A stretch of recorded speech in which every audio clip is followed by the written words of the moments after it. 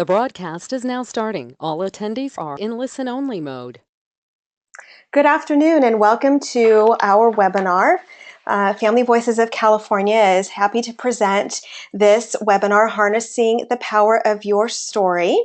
Today we have three speakers. I am Elaine Linn, Family Voices of California's Family Engagement Manager. And we will also have Austin Carrigg, Vice President of Little Lobbyists, and Donnell Kenworthy.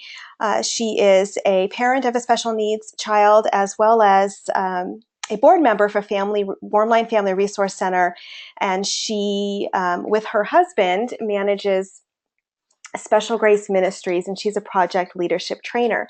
So we will start with Austin Carrigg, and I'm going to switch over to her presentation now, and I'll give you a little bit of background about Austin.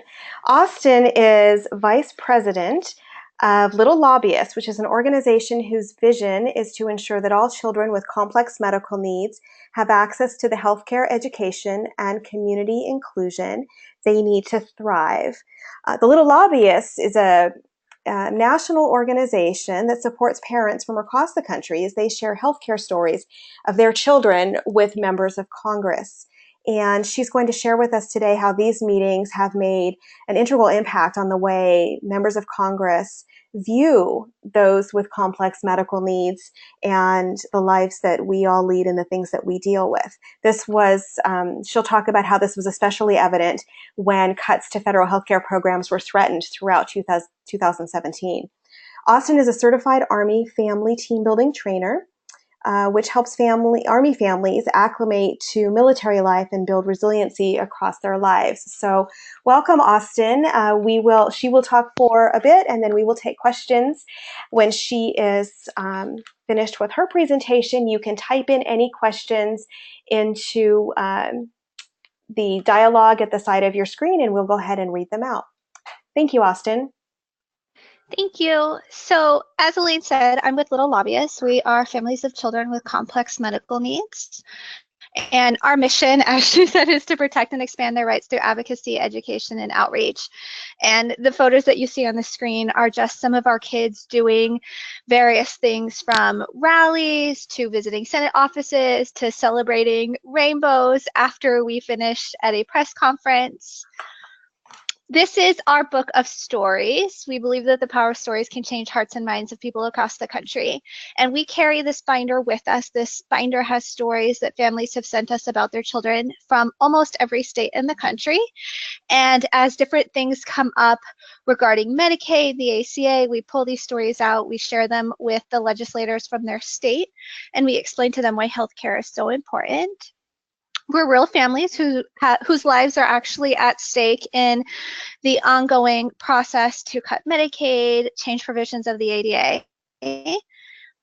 Here are some of the little ones from a rally we attended. We found our voice. We're speaking up. The kids, as you can tell, are very excited. They love their signs. And our number one message, our children are just that, children. Every time we go into a meeting with a staffer or a senator, the very first thing we tell them is who our child is, the things they love to do, the things they hate to do, and really give them an impression of who our kids are. Our kids aren't their medical labels, they aren't their disabilities, they're just children who have extra needs. We've learned that our voices can be an effective catalyst in changing the way people understand laws that affect our families. And a lot of people ask how we know this. Because they've told us, lawmakers, staffers, and other community organizations have agreed, speaking up to give our children a voice has been critically important in the current political landscape. It's not always easy, and there are times when you feel extremely discouraged. Things like online trolls and negative press can be hard to cope with, but what we're fighting for, a brighter future for our children, is always worth it. By raising our voices in a public way, we've had to give up some of our privacy, and that's been extremely hard for a number of our families. But it's in this place we're building a community that finally sees and wants to include children like ours. And we're the Little Lobbyists. Thank you, Austin. I will go ahead and look at any of the questions that we have. We do have a couple. The first one is, have you seen a change in view or opinion or a position during any of your meetings that you've had with congressional representatives or senators? So I think this is always kind of our impression. I can't guarantee this is how that individual feels, but I know that we've gone into meetings where they're crying. They don't realize the potential effects that these votes could have on children like ours. When me, for example, I walked into my Senate office, I had my little girl Melanie with me. We explained, they met her and she's running around, she's giggling and she's playing, and we explained to them without Medicaid, she would be in the hospital. She wouldn't get to go to school. She wouldn't get to be this bubbly little girl. And they cried because they never realized the true implications of their vote. So I would say, hands down, we're making changes. There's been a big swing in the way people even accept us coming in through security now at the buildings. Thank you. Another question, how have you dealt with a lawmaker who is opposed to something you're talking with them about, and you know that they won't change their position?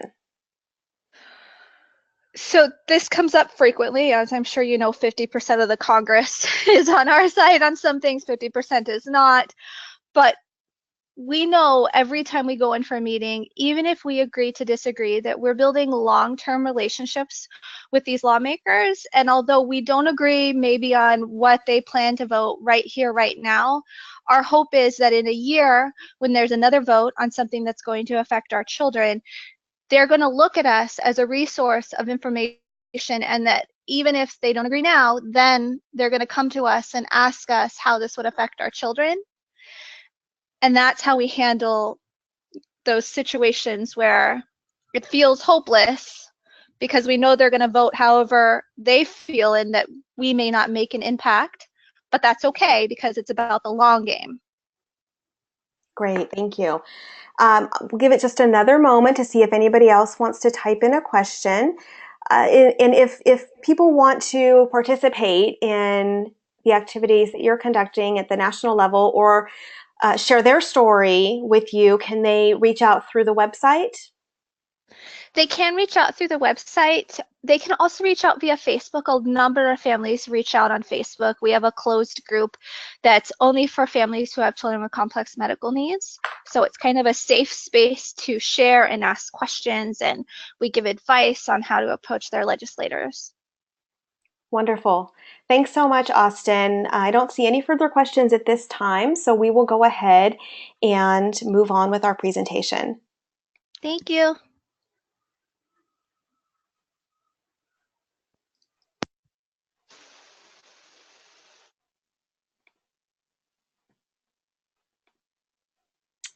Okay, so moving on, I wanted to give you a little bit of background on our next speakers.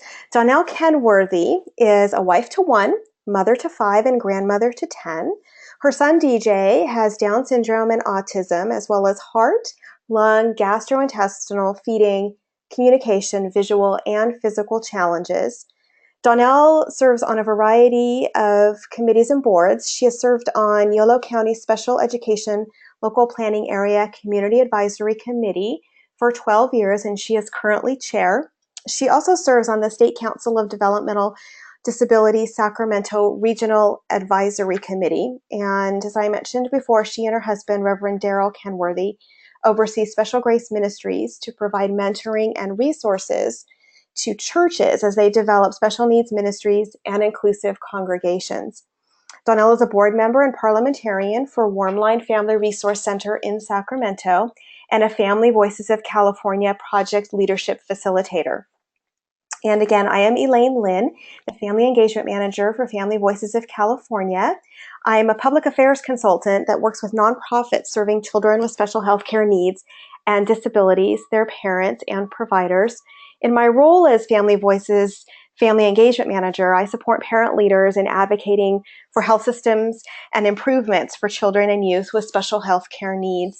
And I've worked in health policy and grassroots advocacy for many years, bringing together individuals and organizations as well as public agencies, non-public agencies, to improve access to treatment and care.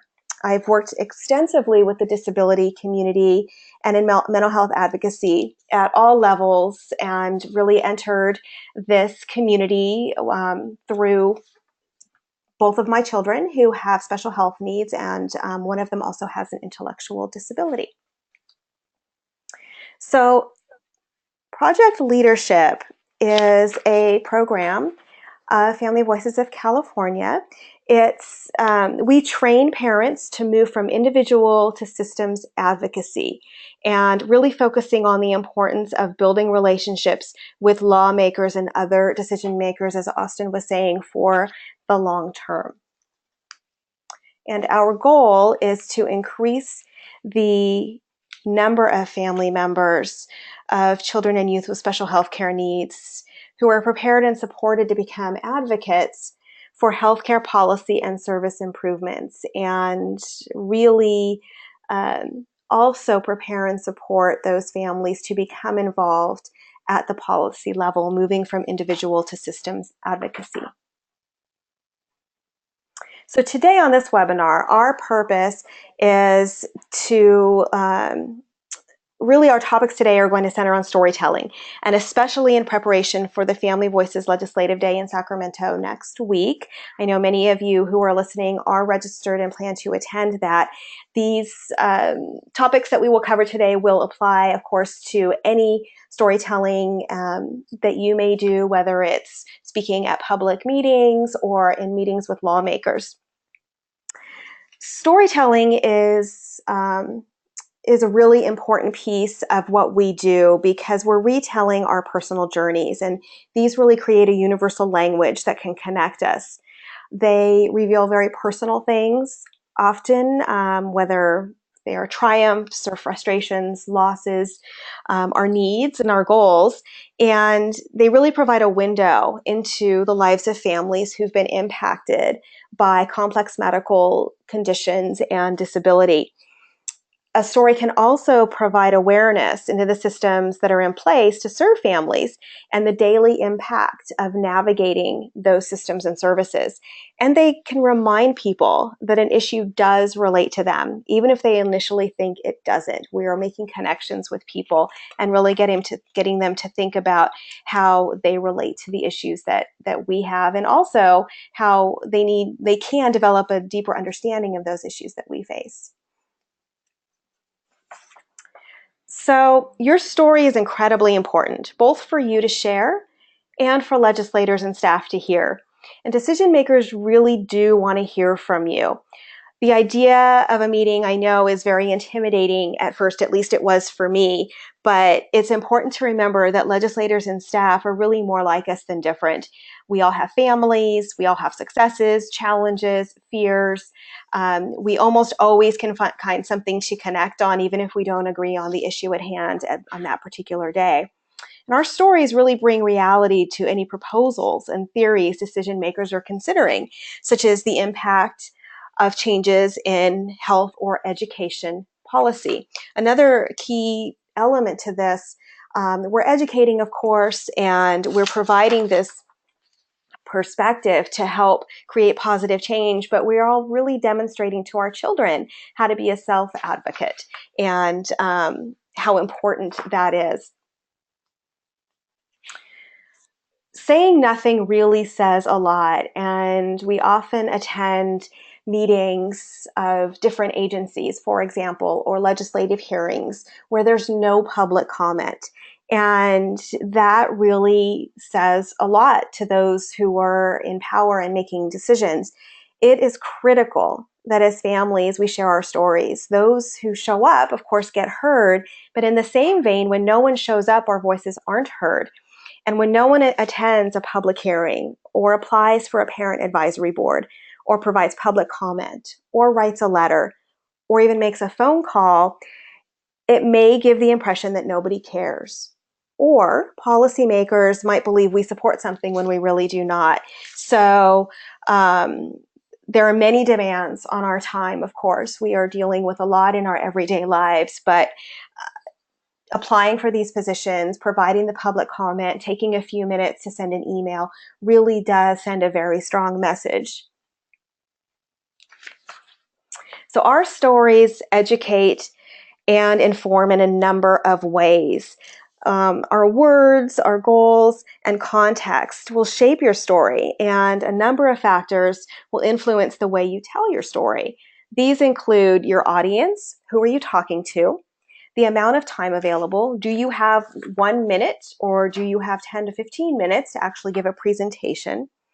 And the setting, where are you telling your story? Are you standing up at a microphone in front of a legislative body?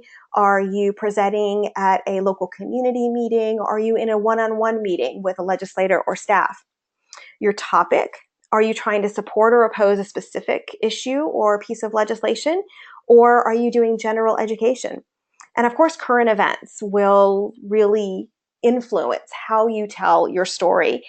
For example, threats to funding for services, like changes in the Americans with Disabilities Act has been debated in Congress over the past few weeks. Good stories compel people to change. And parents and self-advocates are providing inspiration and information that is really moving people to action.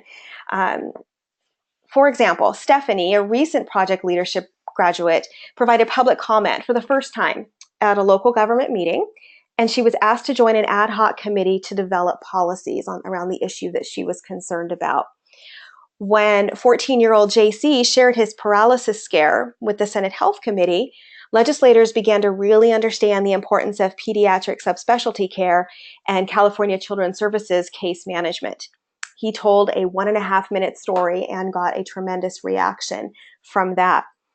Kirsten, another project leadership participant, shared her story with the Sacramento Bee, which featured a front page article about delays in early developmental screening. So our efforts are really changing the way people think, people act, and people feel. So a good story has a lot of elements, and you will find that there are several handouts that are accessible to you.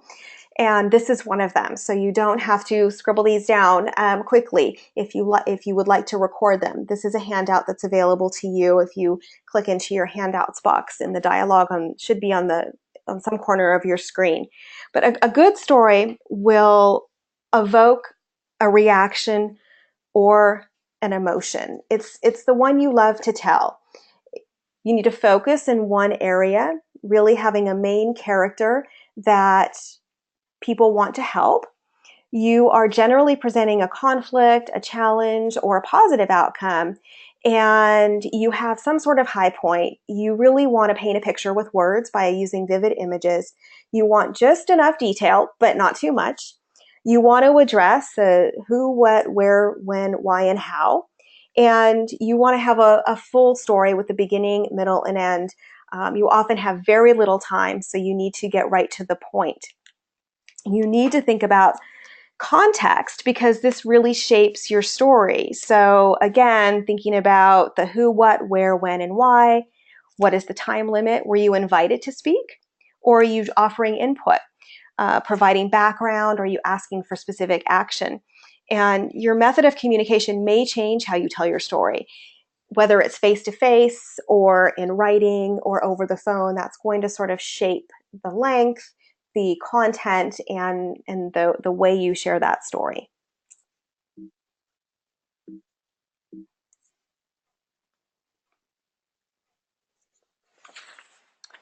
Stories create change in a number of ways.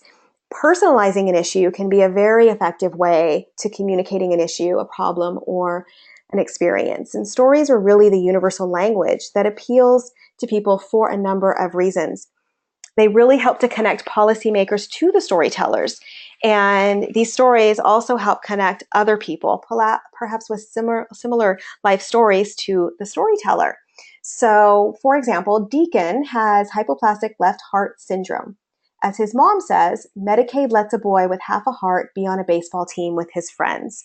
So here you really can picture Deacon playing baseball with his friends. And so it paints that picture and really showcases Deacon as a typical child who wants to do all the things that every other child may want to do, but he does have some extra needs. And this is just a snapshot of Deacon as he is.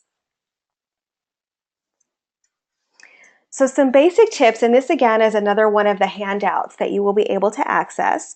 These are some of the things you may want to consider when preparing for your legislative visits. Research is really important. Look at your lawmaker's website and you can find a wealth of information. You can look at their bio, what committees they're on, and you can see some of their interests and what they've done in the past. And this will help you gain context and identify ways to relate to the legislator. If they have children around the same age as yours, if you are obviously from the same area, so may have been involved in some of the same organizations. Sometimes there are other ways that you can connect if they're interested in different topics. Education, healthcare, but maybe some business things or some other community activities that they've done that you can really connect on. When you're going into a meeting, at least one member of your group should be a constituent. So if there are several of you that are going in together, just make sure that at least one of you is a constituent. And as a group, ahead of time, you should decide what to cover, and the group should agree. For our purposes next week, there will be time at the Health Summit to meet with your group and identify roles and issues. And just one thing to note, if there are controversial issues that really only one person is passionate about, that should probably be a separate meeting rather than, you want to make sure not to take over the meeting for the whole group when everyone should have an opportunity to share. So your setting, when you are meeting in a legislative office, they're usually very small. The temperature might not be perfectly ideal. It's great to bring your children, but also keep in mind the state capitol is generally a really busy place. There's a lot of noise and activity, and there can be long distances between offices. So just know that you may need to be flexible and prepare your children and yourself, of course, for possible last-minute changes. The Capitol is accessible, so getting around shouldn't be a problem, but just allow yourself for extra time. During the meeting, find out how much time you have. If it's going to be, how long is the meeting? If it's going to be a 30-minute meeting or a 15-minute meeting, think about how many are in your group and plan accordingly. It's generally safe to plan for your own story for 1 to 3 minutes and no longer than that. That will give time for everyone to share and for any questions to be answered. Bring simple accessories. You may want to use a photo of your child or your family, or a care map that really showcases all of the different systems and services that your child may be involved in a graphic way. And we will have a leave behind that we will provide for you at the Health Summit that you can leave behind with some key issues for your legislator and their staff to keep in mind. Another key and important fact is don't share other stories without their permission. Although we're from all over the state, our community is fairly small given the influence of social media these days, and we want to make sure not to share anybody's story that they haven't really given their license to share. And this may even include your child. For example, my older child has specifically asked me not to post on Facebook anything about him or his photo, and I have to respect that. I always ask him if I can share things before I go into an important meeting because I want to make sure that I'm not violating that trust with him as well. So you really want to paint a picture with your words. Oh, I see I need to go back. I missed a few things here I would like to hit. So define your purpose. What outcome would you like to see? Again, are you just doing general education? Are you asking for a specific position? And you should be asking for something when you're wrapping up this meeting and your story. Also, something to note, pay attention to your body language, remain positive, listen attentively, keep smiling, even though sometimes I know it's difficult when you don't agree with someone. Get their business cards. The staff members will have business cards, and follow up with a written note or an email. And if you're emailing, it gives you an opportunity to share a picture so that they remember you. You can always ask to take a picture with them while you're there. That's nice to do. And they like to post that on their social media as well. And we will also provide thank you cards so that you can even do that thank you before you leave the Capitol next week. Again, this basic tip sheet is provided in your handouts. So now moving on to paint a picture with words. Here's an example of sort of how to put those tips into action. Prior to the ACA, or Affordable Care Act, our insurance plan had a $1 million cap. James is a lifetime limit baby. He hit the $1 million mark when he was still an infant, before he even came home from the hospital. If lifetime limits come back, our son would instantly lose access to our employer-sponsored health plan, and I don't know how we would manage to pay for his health care out of pocket. So you can see there's sort of an introduction of the issue, there's a high point, there's just enough detail, and it really outlines a problem and a concern. So now we are going to move on, and Donnell is going to share with us information about the 1-minute story and some specific tips and tools to help refine your story. Donnell? Hello. Hello. It's a pleasure to be with you today. I'm going to share with you just an outline of the 1-minute story, introducing yourself, making your point, and closing, all giving about 20 seconds to these bullet points will give you a 1-minute story. One friend of mine prepares themselves by keeping a set of 3x5 cards as a template. One is a 1-minute story, one set is a 2-minute story, and one set is a 3-minute story. And that way she's always prepared wherever she goes. You never know when the opportunity is going to arise. Even though some of us will be going to the Capitol and preparing ourselves to share our stories, we also have other opportunities. When someone asks us a question, why is that issue so important to you? We have an opportunity to share our children's story. So we never know when that's going to happen, but if you prepare yourself, then you do even better. We as parents can prepare ahead by always being prepared when we find those opportunities. And we'll talk in a bit about how to practice and prepare. Just a note from history about this 1-minute story. In the 1960s, mothers who wanted rights for their children with disabilities used this same 1-minute story template. They waited at the Capitol building for legislators to get on board the elevator. They quickly got in behind them as the doors shut, and they told their 1-minute story to their legislators. This was the beginning of the legislation that became known as the Lanterman Act. They harnessed the power of their story. So when you prepare to tell your story, you need to plan, practice, and prepare. Your story can help legislators and decision makers to understand you and your child's life and the systems that affect it. Telling your own story, coming up here, is a template that you can use, and it's available in our handouts. This can help you to prepare and plan, and I'd like to walk through this with you in just a moment. What is my purpose? Right now, I need to explain how low rates for community-based services through the Regional Center have made it difficult to access services and providers. So who am I going to be talking to?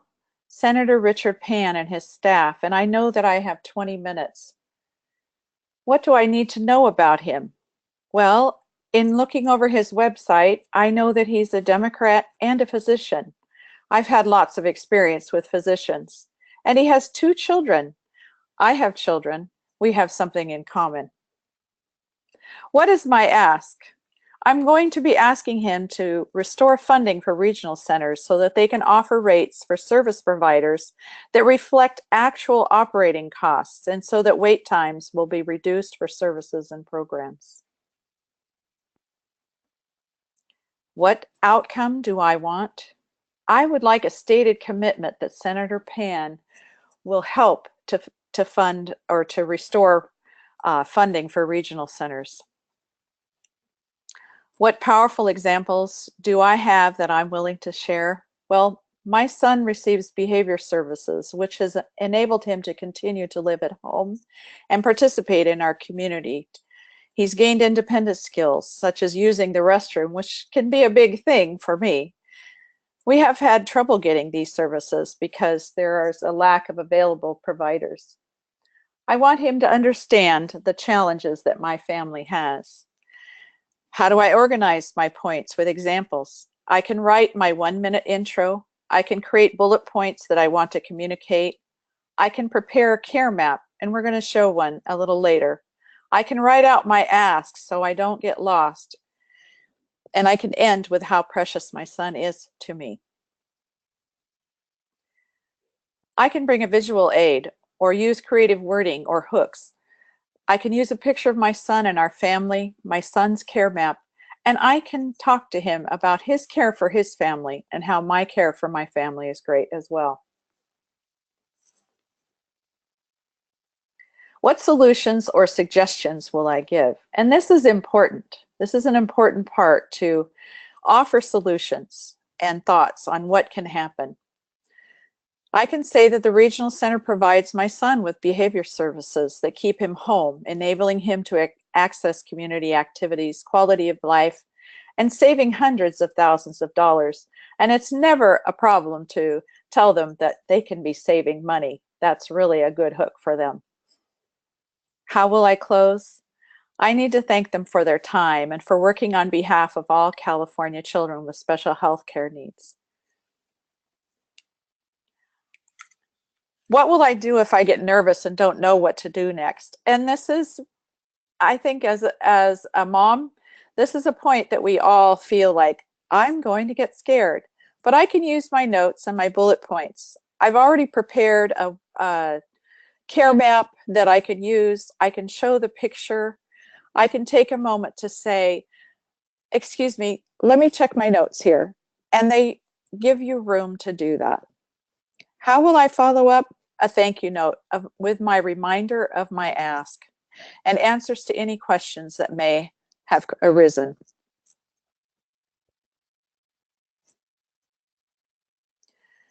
This is a sample template that can help you to plan for a quick story. It's a great way to begin. It can be this simple, or you can add more and make it a little bit more complex. This sample can easily be tailored for a phone call or an email note. You can also use this when an opportunity comes up quickly and you don't have a lot of time to prepare or research. Oftentimes, because I live close to the Capitol, I get asked if I would have the ability to go and speak to a certain issue. I may not have a long time to research, but I belong to several organizations that help me with research, and that I believe that what they feed me is really something that I can use to speak to the issues. But sometimes it means that I have to prepare in a matter of hours. So a template like this is very helpful. Next, we're going to read 2 testimonies from the same person. This is an uncle speaking on behalf of his nephew. Let's compare the 2 testimonies. The one on the right says, "Hey everyone, I'm Mike, and I need to tell you about my nephew. It's just been terrible. He's 2 and has a rare neurological condition. It's called Mobius syndrome, and only about 700 people in the country have it. One of the hallmarks is an inability to smile. In his case, his upper lip and palate are paralyzed, so he has trouble sipping a straw or making sounds for speech. He also has a heart condition and had 2 open heart surgeries when he was an infant. He goes to the regional center, but it's just awful what's happened with his care. It's such a mess." Listen to the difference as I read the one on the left in green. "Hello, Senator Smith. My name is Mike, and I live in San Francisco. My 2-year-old nephew has a rare neurological condition that makes it impossible for him to smile, and it's difficult for him to sip a straw or make certain sounds. We're glad that he gets therapies to help him, but the services he gets at his regional center have been so uncoordinated and chaotic, it's very stressful for his parents to manage. To help address this, I'm asking you, as a committee chair, to act immediately to make long overdue investments in the state's developmental system. If we look at the testimony to the right in red, we can see that it's about the right length. And it does provide an introduction, but where it becomes hard is there's too much information given. It becomes too negative, and it doesn't really have a clear request or a purpose.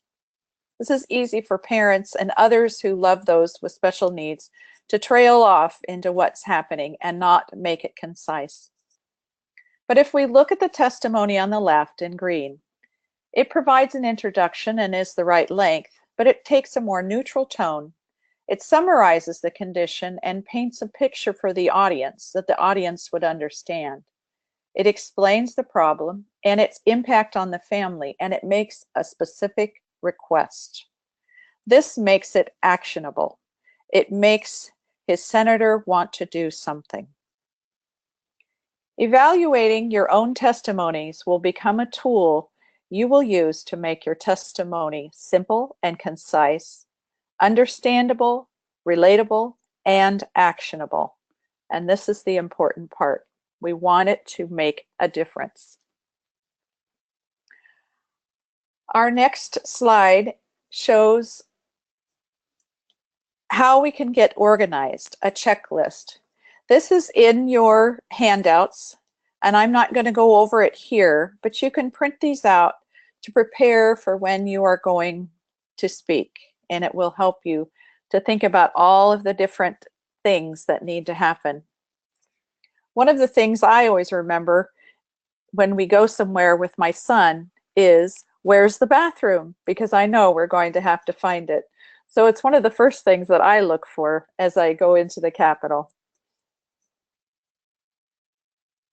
On the next page, we have tools and resources. These are some of the things that I use to prepare myself as I share testimony. I found these to be very useful. These icons are from my phone. So these are the apps that I use to prepare. A voice memo app. I can speak my testimonies and tape them and listen back. I can help myself to develop pacing better, wording, timing, and I can prepare and have on my voice app recordings of a 1 minute, a 2 minute, and a 3 minute testimony so that I can listen to them just to prep myself as I go in. Google Docs has the ability to take speech to text, and you can use this to help prepare testimonies as well. I can record my thoughts so that I can edit them later. Almost everyone speaks way too fast. Listening to yourself in playback mode will help you with your pacing. And the more you get used to what you are trying to say and work out pacing, intelligibility, and wording, the better off you're going to feel. The more opportunities you take to share your story will build your own editing skills and confidence. You can keep connected with current issues through the websites listed. And they also have some wonderful testimonies that you can listen to in preparing yourself for sharing your own testimony. My story. I'd like to share with you my story. This is a picture of a one-page leave behind that I use. It really helps me to share the bullet points of what I want to get across. But I'd like to share my 1 minute story with you now, so you can sit back and listen. Hello, My name is Donnell Kenworthy, and I'm a constituent from Sacramento. I have a son, DJ, who has significant healthcare needs and disabilities. We rely on the Regional Center, IHSS, and Medicaid through Medi-Cal to provide for his needs. He is technology dependent, he is G-tube fed, and he has had several operations, and I'm very concerned about the American Health Care Act, the AHCA, which includes proposed changes to Medicaid that will affect my child's health care and other services. I would like to urge Representative Matsui to oppose block grants or per capita caps on Medicaid funds that could affect critical supports for my child's health, learning, and growth. Thank you for your time. I appreciate being able to speak to you today.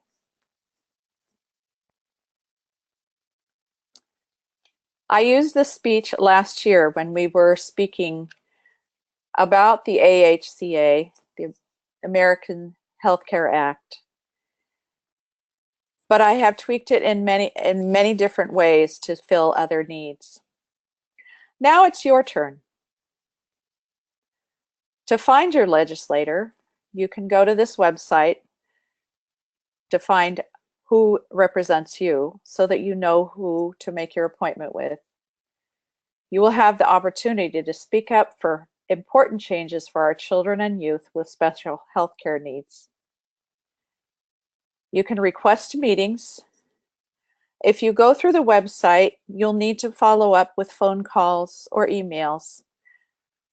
If you visit this coming healthcare summit, be sure and pick up business cards from staffers because their phone numbers are listed there and it will help you to make other meetings in the future.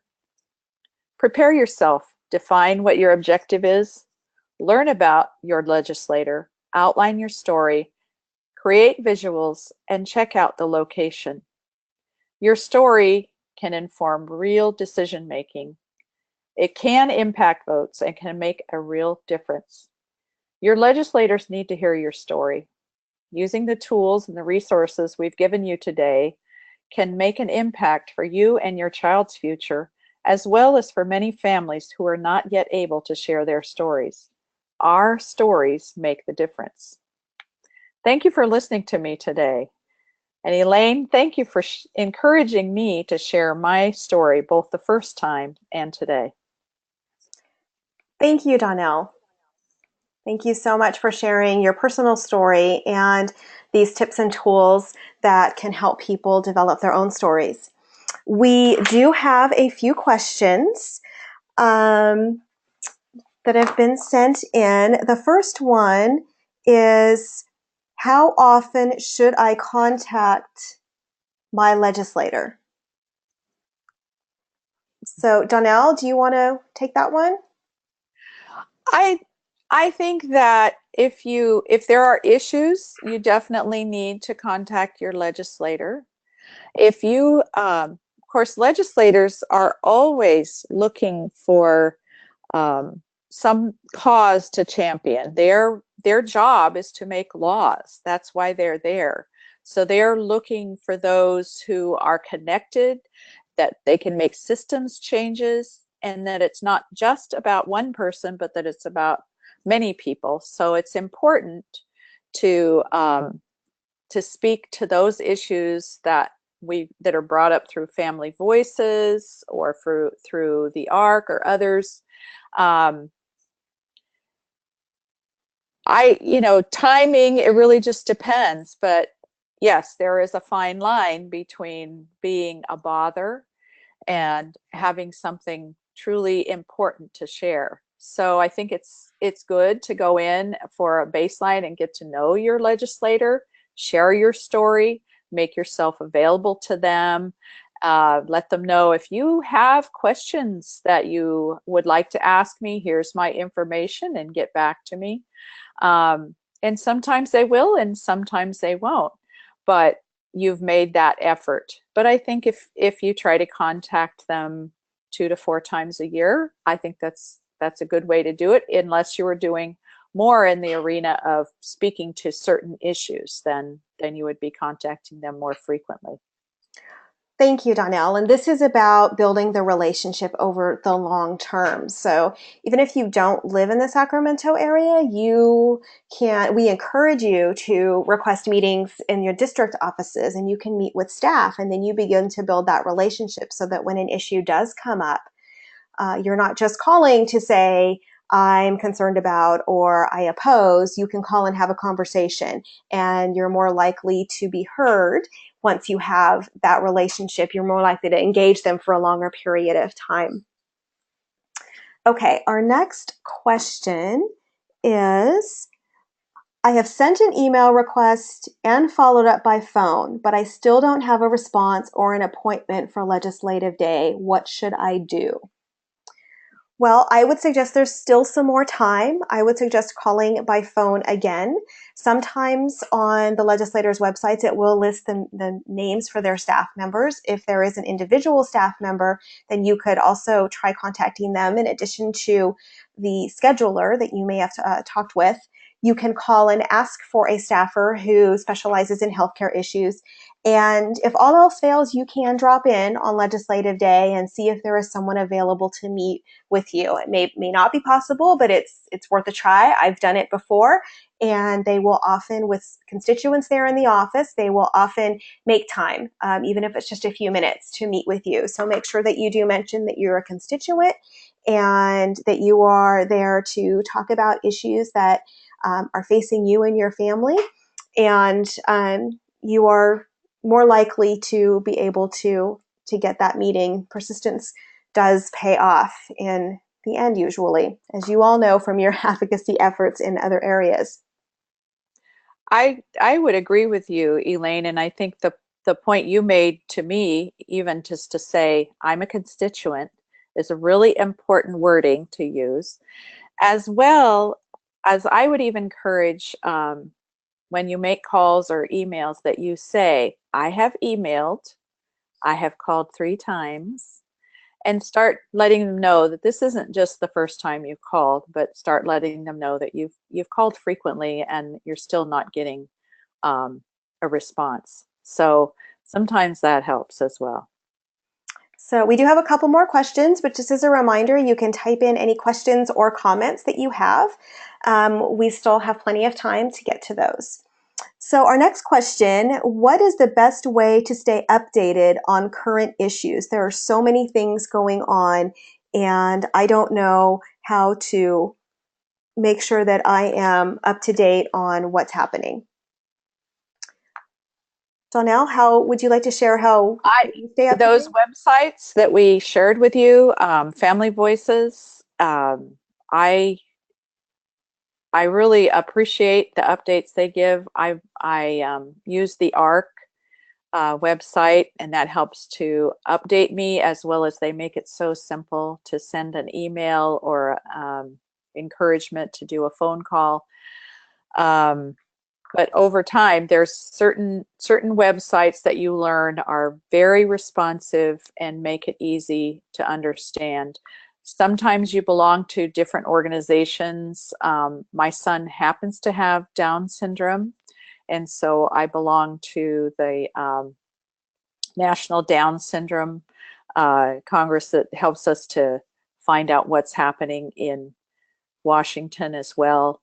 So sometimes it's driven by what particular needs or areas that you're in through your child, but I know Family Voices does a great job at training us. Some of us go to the Capitol through some of the other organizations that we're involved with. My first time was through the Community Advisory Committee, and so that was more on educational issues. But you find these sites that are reputable, learn from others as we go to Healthcare Summit about some of the sites that we can get on and learn what are reputable, because I agree, there's a ton of information out there. It's hard to keep up with all of it, but it's really important when these issues affect us that we have someone that's kind of weeding through to let us know what what is really important that we need to give our energy and attention to. Thank you, Donnell. I would also say many of us are on social media and in groups, and that is a great way to stay updated. However, I would also encourage people to connect with those organizations that they find a connection with, get on their newsletter list. Most of them send out a newsletter once or twice a month, sometimes weekly, because while social media is a great way to get information, sometimes it can be like a game of telephone, and a lot of rumors can fly, and you want to make sure that you are not acting on something until you do have all of the information that you need. You can sign up for newsletters from your congressional representatives and your local legislators, your state assembly member and senator. They all do newsletters, and you just go in on their website and sign up, and then you can see what they're doing. Those may not give you updates on all of the issues that you may be interested in, but at least you can see what your local legislator is doing. And my congressional representative often sends out little 3-question quizzes of what are you interested in, what is your level of what is the level of importance to you on a particular issue. So those can be very helpful. Something else I want to address too, Elaine, is be graceful with yourself as well. Sometimes when we're working in this arena and working for our children, we can feel very compelled to do all that we can, but you need to take care of yourself as well. And that means sometimes you're not going to be able to do things, and you're going to have to trust that someone else is going to make that call. But as much as we can, making calls and emails are fairly simple and easy to do from an armchair. Making visits to the Capitol can be a little bit more difficult, but we just, as we work together and encourage and train each other, then there will be more and more voices that are being heard. But know that, allow yourself grace and time to rest as well, and don't feel that I have to do everything, because that's why we band together, because none of us can do everything. We have to trust that someone else is going to be able to do something today when I'm not able to. So yes, that's an excellent and important point. Thank you. We just have one more question. I have many issues/stories. How do I narrow down to just one? So I think one of the ways that you can think about doing that is if there is a relevant current issue that you're speaking about, then you can identify an aspect of your story even that relates to that issue. Donnell, what are your tips for if you're going into just a general get to know you, sort of general education meeting with your legislator?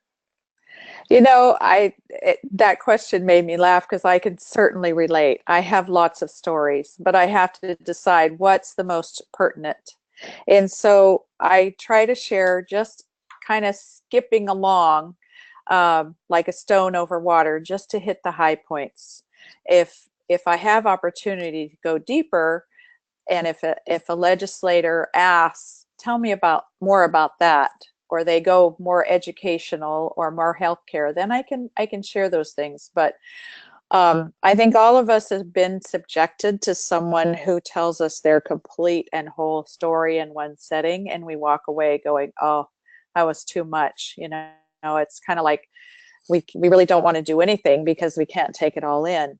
But if we want someone to do something, if we want them to have an action, then we need to make it concise and just hit the high points. So practice really helps as well. Getting your story all out and then picking it apart, editing for ourselves, using, like I said, the Google Docs. Maybe get your story out there, tire yourself of it, and then be able to rework it, pick out the parts that are really important. But I just try to hit the high points. For me, I often introduce people to my son by saying my son is DJ. He's 22 years old. He has both Down syndrome and autism, and he has a wealth of medical needs, which include heart, lung, and gastrointestinal needs. So I try to make it as simple as possible that people can understand, because yes, I do know the technical medical jargon, but they usually don't. So I'm careful to skirt around those things and just give them the highlights. And I also let them know my son is fun. He loves to play games. He loves being an uncle to his 10 nieces and nephews. And he's a great part of our life. And I want to support him to have the best life possible. Okay, thank you, Donnell. And those were the last of our questions. So I want to thank all of you for participating today. We will make a recording of this webinar available on our website within the next couple of days. And we are available to help with any individual needs or individual stories, supporting you as you prepare to go in and meet with legislators. You will see on your screen my email address, and you can also connect with us on social media and online through our website. And we are, those of you who are attending our summit and legislative day next week, we are very much looking forward to seeing you. So if you have meetings scheduled, please let us know so that we can sort of keep track of those and know who's meeting with who. And we'll also provide you with a really brief report so that we can keep track for future activities and issues. So thank you very much, and we will see you next week.